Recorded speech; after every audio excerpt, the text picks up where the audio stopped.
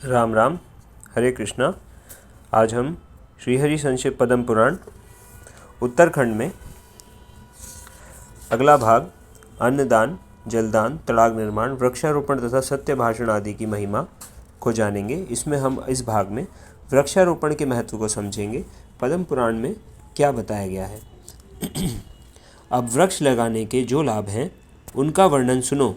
महामुने, वृक्ष लगाने वाला पुरुष अपने भूतकालीन पितरों तथा होने वाले वंशजों का भी उद्धार कर देता है, इसलिए वृक्षों को अवश्य लगाना चाहिए।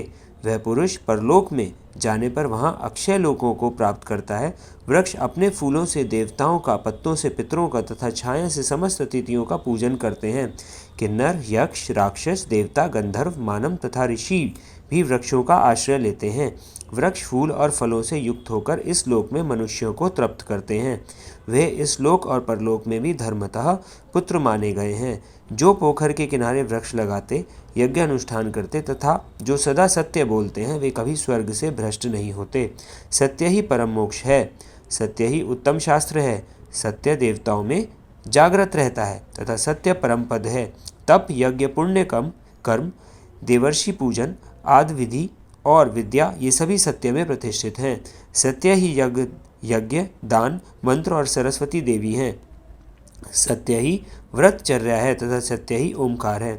सत्य से ही वायु चलती है, सत्य से ही सूर्य तपता है, सत्य के प्रभाव से ही आग जलती है तथा सत्य से ही स्वर्ग टिका हुआ है।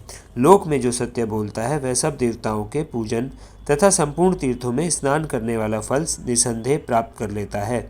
1000 अश्वमेघ यज्ञ, पुण्य और सत्य, इन दानों का यदि तराजू पर रखकर तौला जाए तो संपूर्ण यज्ञों की अपेक्षा सत्य का ही पलड़ा भारी होगा। देवता, पितृ और ऋषि सत्य में ही विश्वास करते हैं।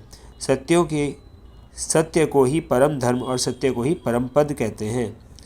सत्य को परम ब्रह्म का स्वरूप बताया गया है, इसलिए मैं तुम्हें सत्य का उपदेश करता हूँ। सत्य परायण मुनि अत्यंत दुष्कर तपस्या करके सत्य धर्म का पालन करते हुए इस लोक से स्वर्ग प्राप्त हुए हैं। सदा सत्य ही बोलना चाहिए, सत्य से बढ़कर दूसरी कोई वस्तु नहीं है। सत्य रूपी तीर्थ अगाध, विस्तृत एवं पवित्र कुंड से युक्त है। योग युक्त पुरुषों का उसमें मन से स्नान करना चाहिए। यही स्नान उत्तम माना गया है। जो मनुष्य अपने पराये अथवा पुत्र के लिए असत्य भाषण नहीं करते, वे स्वर्गगामी होते हैं। ब्राह्मणों में वेद, यज्ञ तथा मंत्र नित्य निवास करते हैं, किंतु जो ब्राह्मण सत्य का परित्याग कर देते हैं उनमें वेद आदि शोभा नहीं देते। अतः सत्य भाषण करना चाहिए। इसके अगले भाग में हम तपस्या का फल के बारे में जानेंगे। अभी के लिए सभी को राम राम।